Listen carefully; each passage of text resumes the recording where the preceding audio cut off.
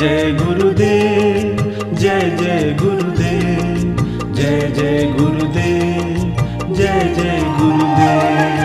जय जय गुरुदेव, जय जय गुरुदेव, जय जय गुरुदेव, जय जय गुरुदेव। सो सात केवल साहे बाजू बाजू सौने सब केवल साहे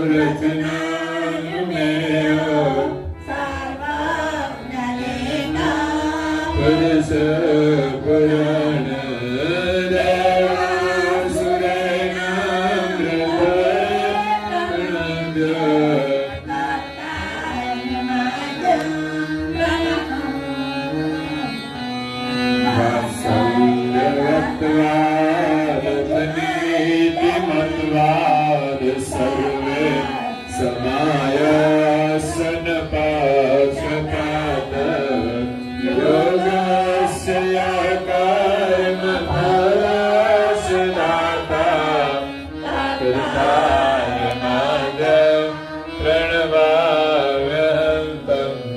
મત નિરાસાર આશીષ તેઓ વસ્તવંતરમ નાસ્તિ ચૈન તુલ્ય માયા ગુણાકાર વિહારહીન કૃતાર માદ્યમ યોનેક બ્રહ્માંડ સમઃ સૃષ્ટા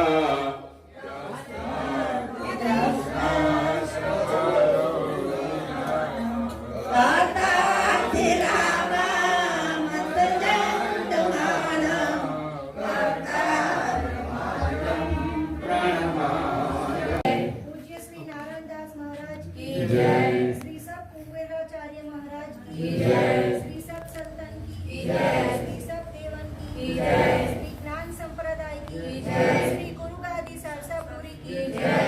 श्री कैवल धाम की जय। गुरु महिमा उपासना पुणावती का સતકેવલ સાહેબ સત આપણા સમયનું મૂલ્ય કરવાનું છે, ક્યાં આપણે વાપરીએ છીએ. 24 કલાકનું એકવાર ટાઈમ ટેબલ તો તમે બનાવો કે સવારે તમે 6 વાગે ઉઠ્યા અને સાંજે તમે જેટલા વાગે સૂવો ત્યાં સુધીનો કેટલો સમય કયા વપરાયો. પછી તમને ખબર પડશે કે ક્યાં જરૂરી હતો ક્યાં નથી જરૂરી. પછી એમાંથી તમારે બાદ કરીને ક્યાં જરૂરી છે ત્યાં જોડવાનું છે. પ્રભુ પાસે તમે માગો, મહેર કરી મોઈ દીજીએ સેવા, સ્મરણ અને ધ્યાન. આ 3 કિંમતી રત્ન છે. જીવનમાં જેને મળી ગયા એનું જીવન સાર્થક થઈ ગયું. સેવા, ઘરમાં મા બાપની સેવા કરે ને દિલથી તો પણ એનું જીવન તો સફળ થઈ જ જાય છે. એને પણ ફરી માનવનો જન્મ મળે છે, કારણ કે જન્મ આપનાર જે મા બાપ છે એમનો એમણે આદર કર્યો છે, એમની એને સેવા કરી છે, એમણે ખુશ કર્યા છે. નહીં તો છોકરા મોટા થયા પછી મોટા ભાગે ધંધાની ધમાલમાં પડી જતા હોય છે. ધંધો તો કરવાનો છે અને મા બાપ પણ ઈચ્છે છે કે મારો દીકરો કામ કરીને આગળ જાય, પણ જ્યારે મા બાપને જરૂર હોય ત્યારે તો એને સમય આપવો જોઈએ. અને જ્યારે સવારે ઘર છોડીને નીકળે ત્યારે મા બાપને પ્રણામ કરીને નીકળવો જોઈએ અને મા બાપને કહીને જવું જોઈએ કે હું અહીંયા જાઉં છું. 2 દિવસ માટે જવાના હોય તો કહીને જાઓ કે બા હું 2 દિવસ બહાર છું, એટલે મા બાપને ચિંતા ન રહે. અઠવાડિયા માટે નીકળવાના હોય તો અઠવાડિયા માટે કહીને જવું જોઈએ. મા બાપને કહીને જવું જોઈએ, ઘરવાળીને કહીને જવું જોઈએ. હા, એ તો અઠવાડિયું ક્યાં ફરતા હોય ઘરવાળીને ખબર ના હોય. એક ભાઈ તો બહુ મોડા સુધી આવે, અનિયમિત થઈ ગયા. તો સ્વાભાવિક છે, બહેનો પૂછે કે મોડા સુધી ક્યાં જાય છે? એટલે કે શેઠે બહુ કામનું બોજ છે એટલે બહુ મોડા છોડે છે, આમ છે તેમ છે. બાકી રેગ્યુલર છૂટતા હતા, પણ બીજા કોઈ કામમાં જતા રહેતા હતા. પછી ફરી પાછો સમય ગયો તો કાયમને માટે આવું થોડું હોય. પછી કે હમણાં તો નવી કંપની જોઈન કરી છે તો એમાં ટાઈમ નથી મળતો, આમ છે તેમ છે. પત્નીને શંકા ગઈ એટલે એક દિવસ તપાસ માટે નીકળી, એટલે જોયું કે કંપનીમાંથી ક્યારે છૂટે છે. એનો પીછો કર્યો, સીધા ગયા હોટલમાં. એક મહિલા આવી ગુલાબી સાડી પહેરીને. બંને ગયા હોટલમાં. એટલે પેલા બેને પાછળથી મૂર્તિને જોઈ લીધી. પછી તો એ ત્યાં વિક્ષેપ ન કર્યો, સીધા ઘરે આવ્યા. પૂછ્યું કેમ મોડું થયું? તો કે આજે કંપનીમાં મોડું થઈ ગયું. નવી કંપની છે ને, કે કંપની ગુલાબી સાડી પહેરે છે અને ભાંડો ફૂટ્યો બરાબરનો. કંપની તમારી ગુલાબી સાડી પહેરે છે, રોજ ઉલ્લુ બનાવે. આવું જીવન હોય? પતિ અને પત્નીના વિશ્વાસનું જીવન હોવું જોઈએ. વિશ્વાસ ક્યારેય ન તૂટે તો જ પતિ સુખી થાય. અને જો બીજા રસ્તે જાય તો એ પત્ની એને સ્વીકારતી નથી ને એનું જીવન પછી કોઈ મેળમાં ન રહે. ન પેલી સ્વીકારે ન આ સ્વીકારે, એ પછી લટકતા રહે બધા. એટલે આપણે ત્યાં એક દાંપત્ય જીવન છે, એની પણ એક મર્યાદા છે. એમાં રહી અને પછી પ્રભુનું સ્મરણ કરે તો સુખી થાય છે. નહીં તો એમે સંસારમાં કઈ બહુ સુખ નથી, ભોગની અંદર એટલું સુખ નથી. એમાં ઈચ્છા પ્રમાણે ન મળે તો દુઃખી જ છે. એટલે પતિ અને પત્ની બંને જો પ્રભુનું સ્મરણ કરે તો એને ક્યારેય મતભેદ નહીં થાય, ઝઘડો નહીં થાય, અને પ્રભુના સ્મરણથી સુખ મળે છે. એ સિવાય દરેક વસ્તુ તો નાશવંત છે ને. શરીરથી માંડી ઘરમાં રહેલી દરેક વસ્તુ, મકાન, દુકાન, બધું જ નાશવંત. પૈસા પણ નાશવંત છે. તો નાશવંતમાં સુખ નથી, એના સ્મરણમાં સુખ નથી.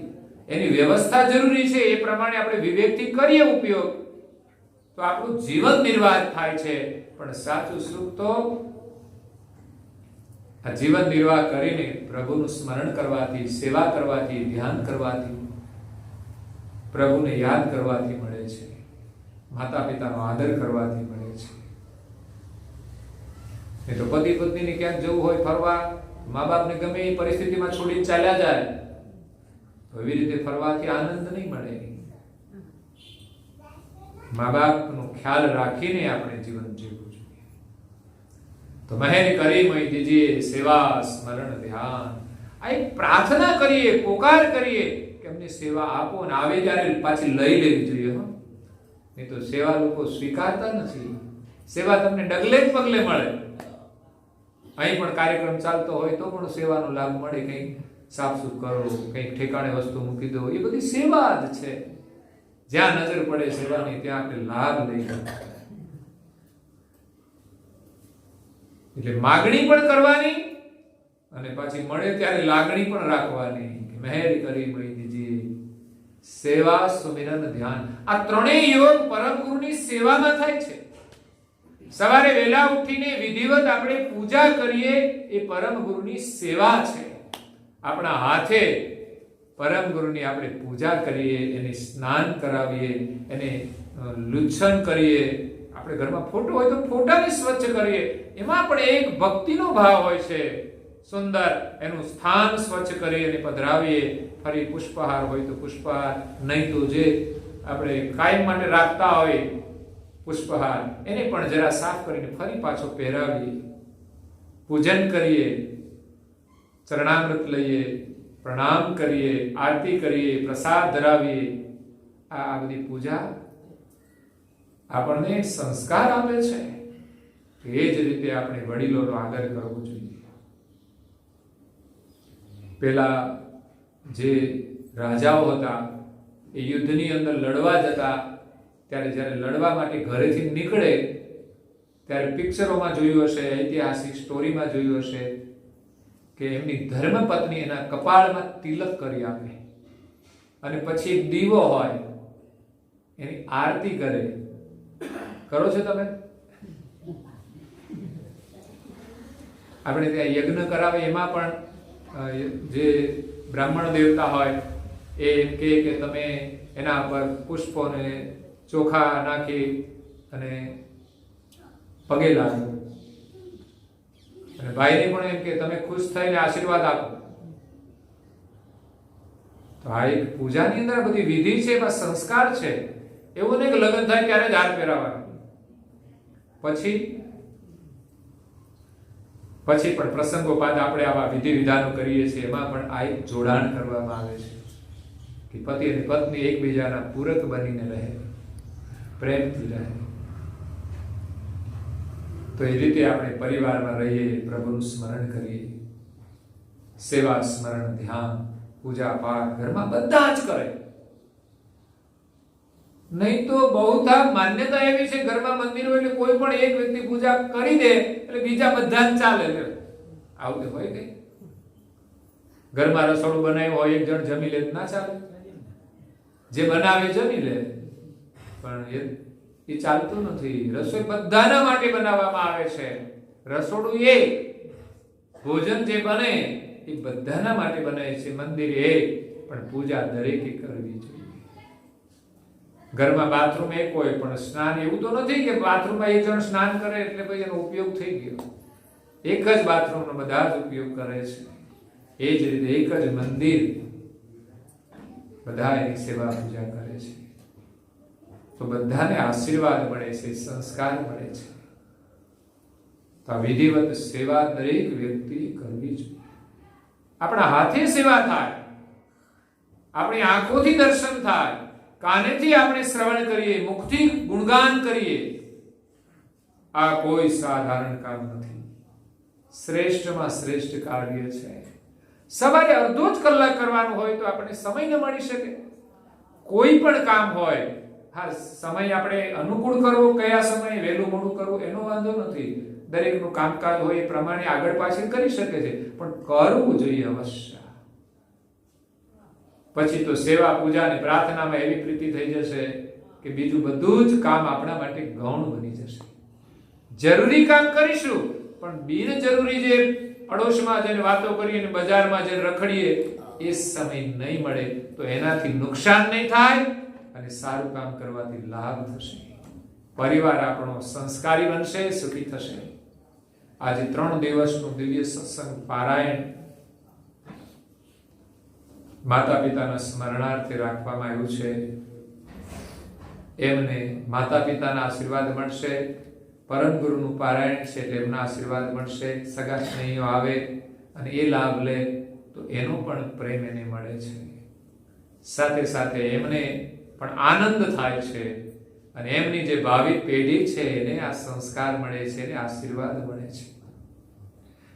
આપણો જે કિંમતી વારસો છે સંસ્કારનો, એ આપણે બાળકોને આપવો હોય તો આપણે આવું કાર્ય કરવું પડશે.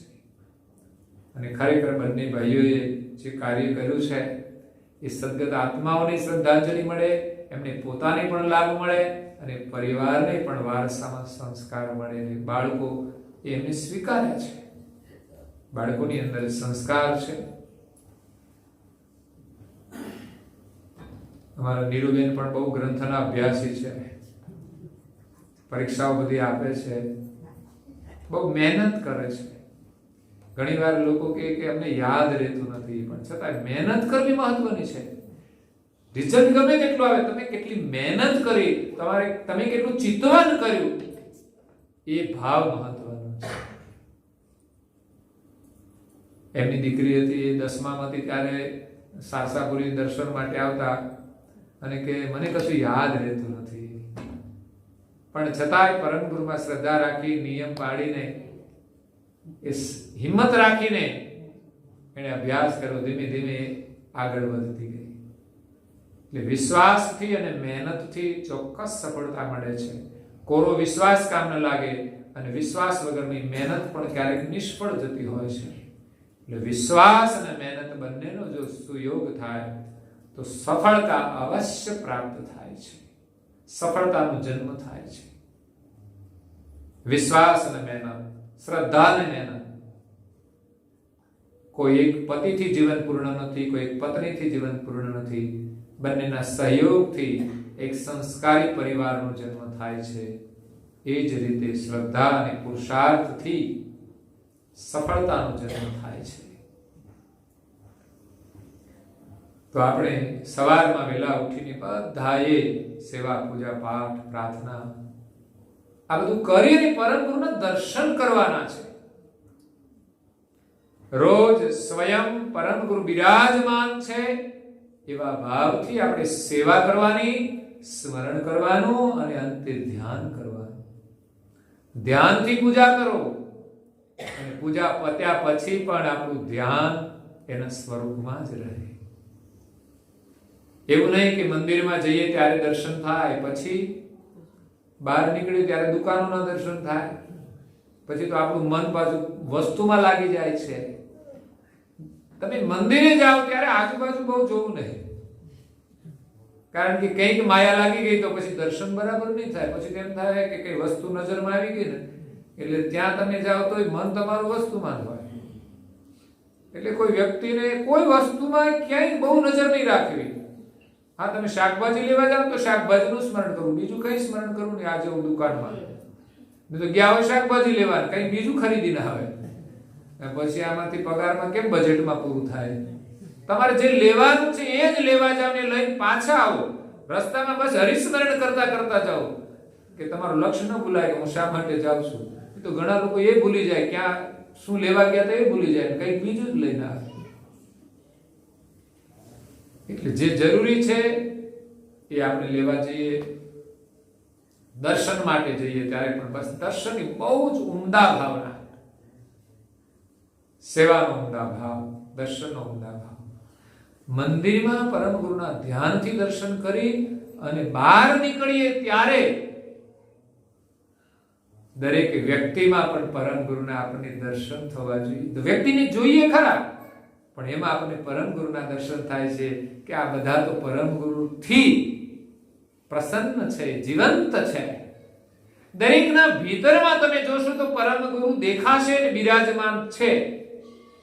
કારણ કે શ્વાસ વગર કોઈ જીવતું નથી, ને શ્વાસમાં જે સોહંગ શ્વાસ છે, સોહંગ પ્રણવ જે બ્રહ્માંડમાં વ્યાપક છે, જે પ્રાણી માત્રનું જીવન છે, અને એ બધાની અંદર બિરાજમાન છે.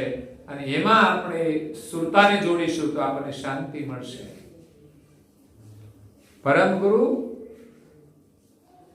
અવિગત સ્વરૂપે બિરાજમાન છે.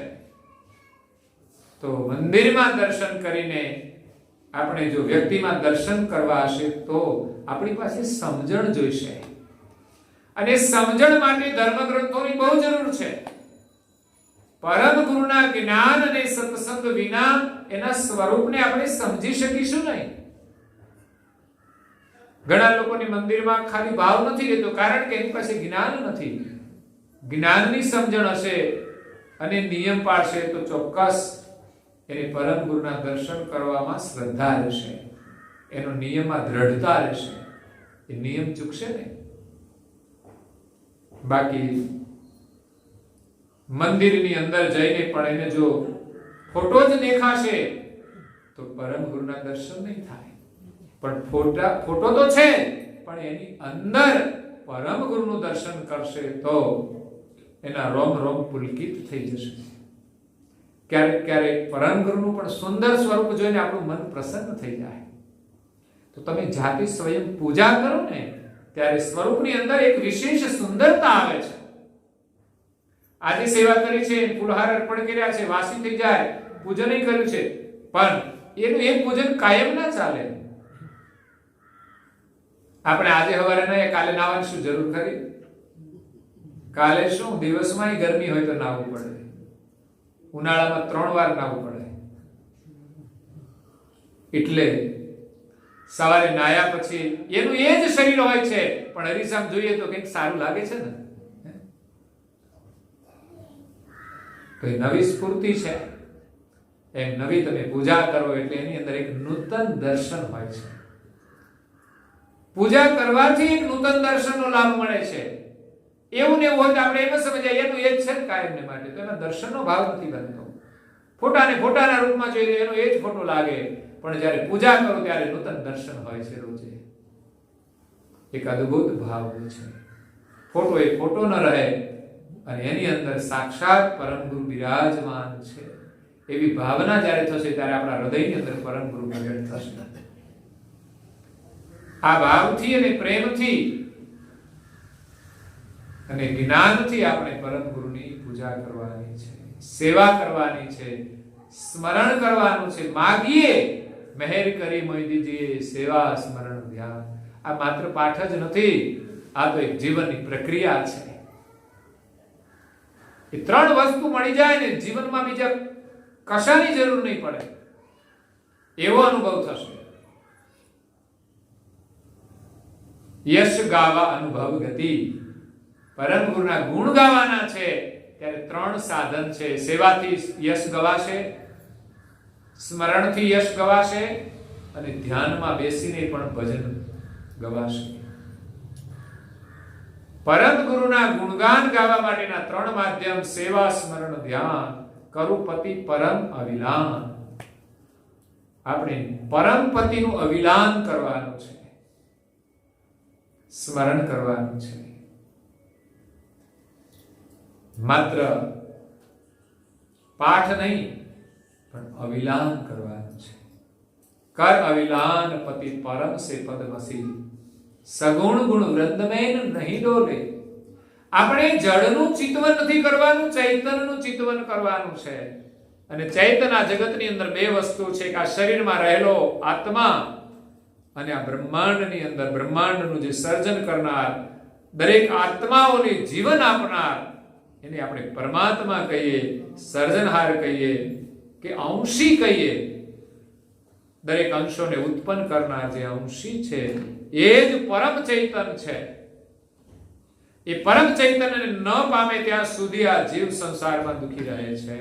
અને પરમ ચૈતન્ય જો ઓળખવો હોય તો પ્રથમ આ શરીરમાં રહેલ જે ચૈતન્ય છે એની ઓળખાણ કરવી પડશે.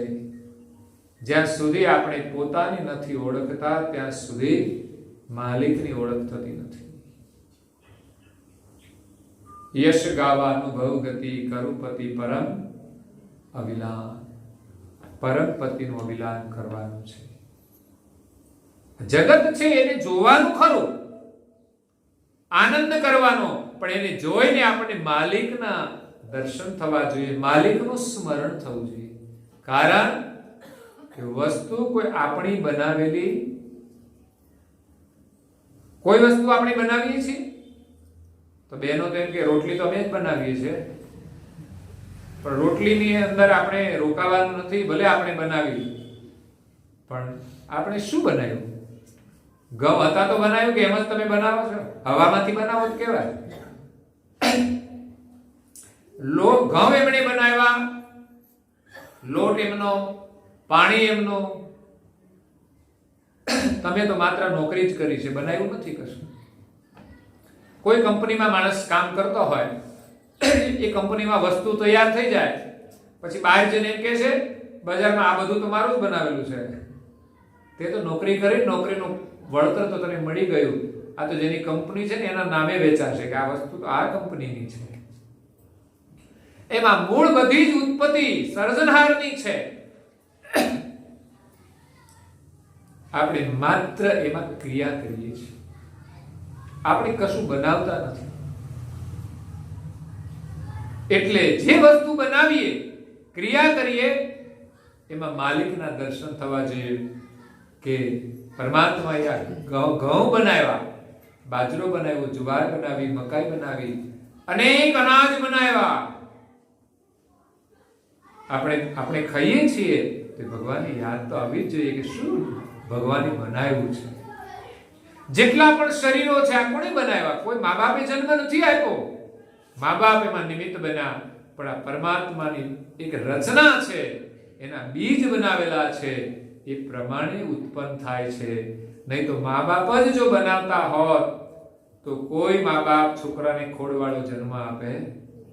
કારણ કે મા બાપના હાથમાં નથી ને એની ખબર પણ નથી છોકરો રૂપાળો જન્મશે કે શ્યામ જન્મશે. એ તો બધા જ આશા રાખે રૂપાળા જ જન્મે, બધા જ ઈચ્છા રાખે છોકરા જ જન્મે, છોકરીઓ ના જન્મે.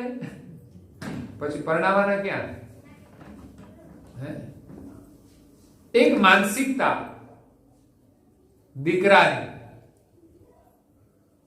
થોડી ઓછી થઈ હશે હવે સમય પ્રમાણે, પણ છતાંય અમે જોઈએ છે જેટલી છોકરાને ખુશી હોય એટલી કદાચ છોકરીઓમાં હોય કે નહીં ખબર નહીં. જો ખુશી નહીં રાખો તો પછી છોકરાને જયારે પરણાવશો ને ત્યારે ખુશ નહીં રહો. કારણ કે તમને ખુશી હતી જ નહીં દીકરીને જન્મ આપવા, પછી તમારા ઘરમાં આવે તો તમે એટલા ખુશ ના રહો.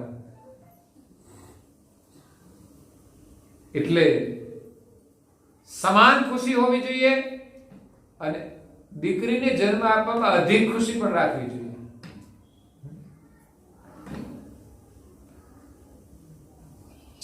જેટલું સુખ દીકરી આપે છે એટલું દીકરો નહીં કદાચ આપતો.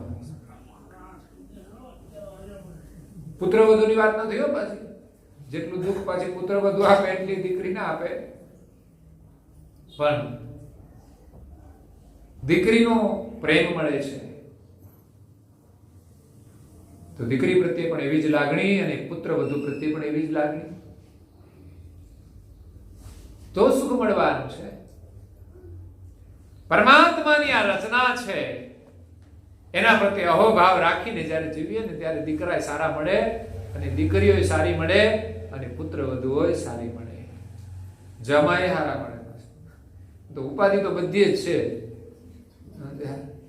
છોકરામાં બહુ મમતા રાખી, પછી દીકરીને પરણાવ્યા પછી જમાઈમાં મમતા તો રાખવી પડે ને. જેવો હોય તેવો, પણ એને સ્વીકારવો જોઈએ.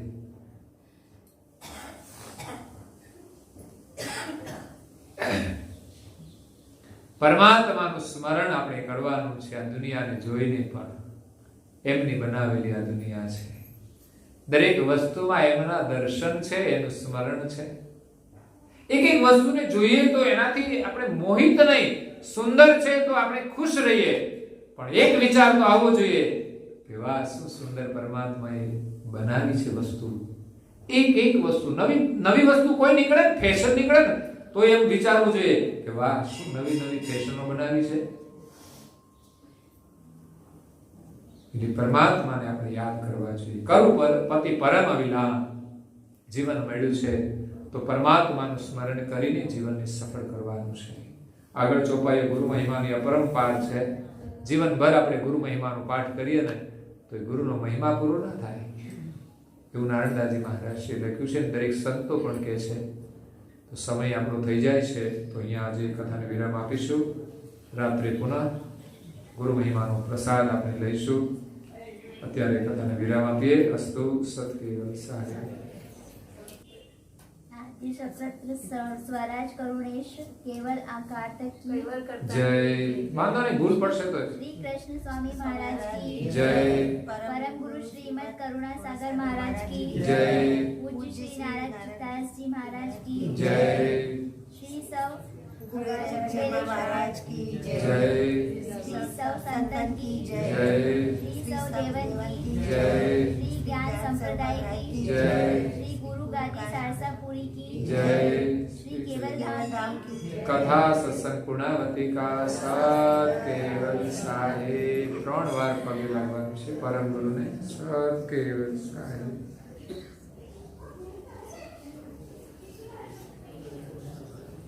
કેવલ અંશો સત કેવલ સાહેબ. બાજુ બાજુ સૌને કહેજો સત કેવલ સાહેબ, સત કેવલ સાહેબ.